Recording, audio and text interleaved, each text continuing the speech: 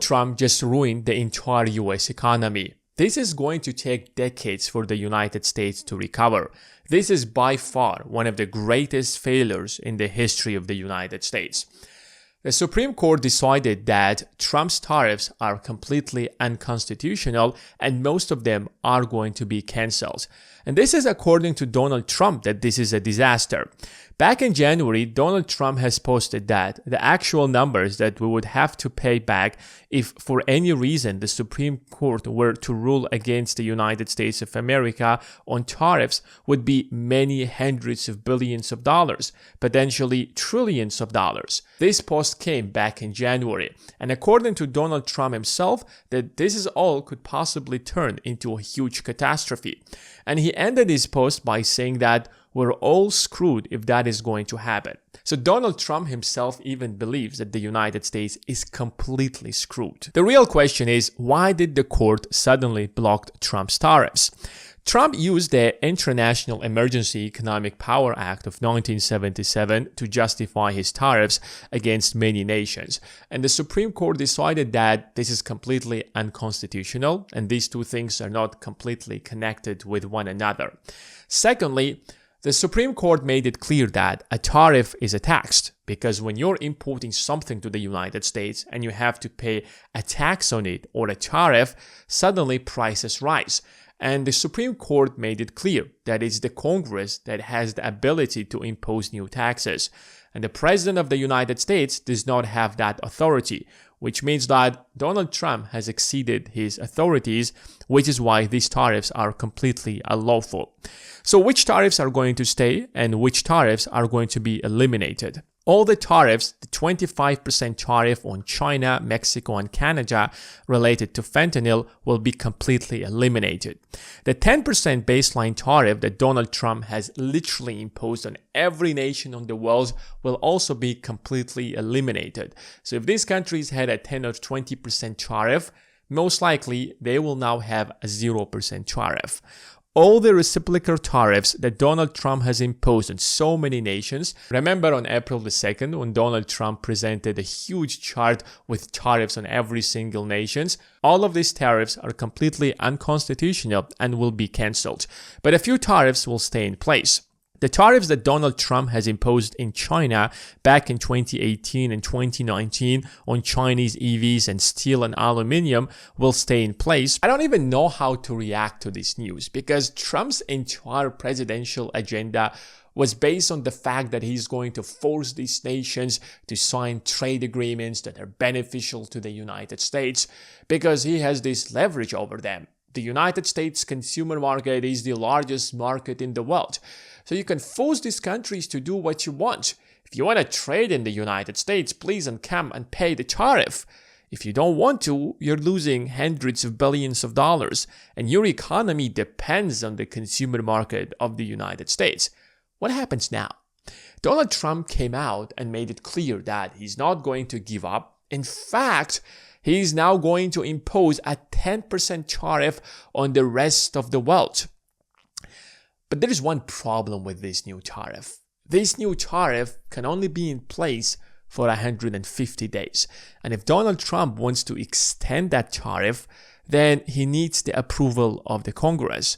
And if he is going to lose the Congress in midterm elections, that is literally the end of all tariffs. And he won't have any power or ability to continue imposing these tariffs. Donald Trump has spent the entire last year bragging about the great deals he has signed with the European Union, Japan, India, and China.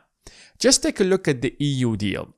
The European Union would pay the United States 15% in tariff and would buy $750 billion worth of energy from the United States.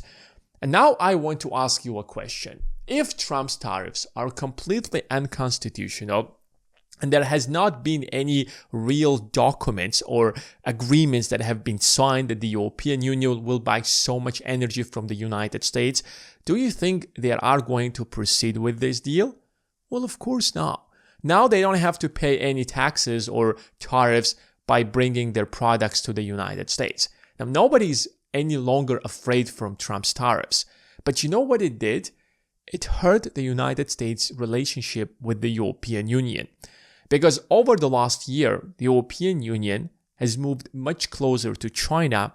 They've signed a free trade agreement with India, and they have diversified their trading partners, and now they are no longer as relying on the United States as they used to in the past, which means that it only hurt the United States. Donald Trump has also bragged about the deal that he has signed with Japan. Japan would buy 100 Boeing planes from the United States to support Boeing, because Boeing lately has not been doing as great as it used to in the past. Japan would also pay a 15% tariff when they sell in the United States.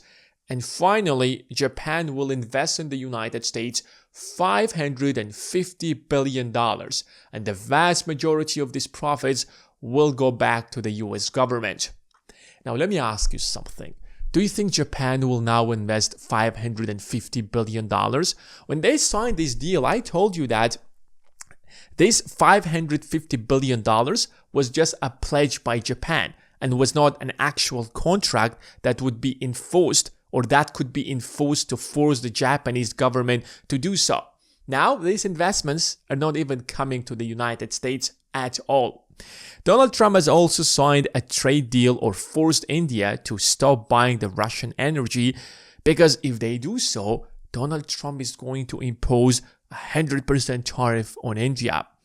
But now I guess India is no longer afraid of Donald Trump's threats on tariff. Trump has also bragged about that he's now negotiating with China to sign a far better trade deal with the United States. And the negotiation started when they de-escalated the tariffs to 35%. And that was the leverage that the United States had over China. And now imagine, with the Supreme Court's decision, if you remove the 25% fentanyl tariff and you remove the 10% baseline tariff, now you have nothing to negotiate against. Yes, of course, there are going to be some tariffs left, especially from the first Trump's presidency, and now there is like another 10% global tariff that Donald Trump has imposed on the rest of the world, including China. But China knows that tariff is going to expire in 150 days, so we don't have to be afraid of it. Now the United States will enter into a negotiation with China by having no leverage or whatsoever. So what do we have at the end of the day? The tariffs ruined the trade relationships with every country in the world, because the United States, or Trump in particular, has imposed tariffs on every single country in the world. Secondly, it pushed the US allies closer to China. Over the last year, the UK has moved closer to China. It was literally the first visit by the Prime Minister of the UK to China in over 8 years. And the European Union no longer trusts the United States and has been moving away from the United States. The United States is not simply back to square one, but rather nobody is going to take the United States seriously anymore. Now Trump has announced a 10% global tariff, and nobody is going to take that seriously. Now if Trump is going to call India or China and threaten them with tariff to negotiate a much better deal, what do you think their response are going to be? So what do we have at the end of the day?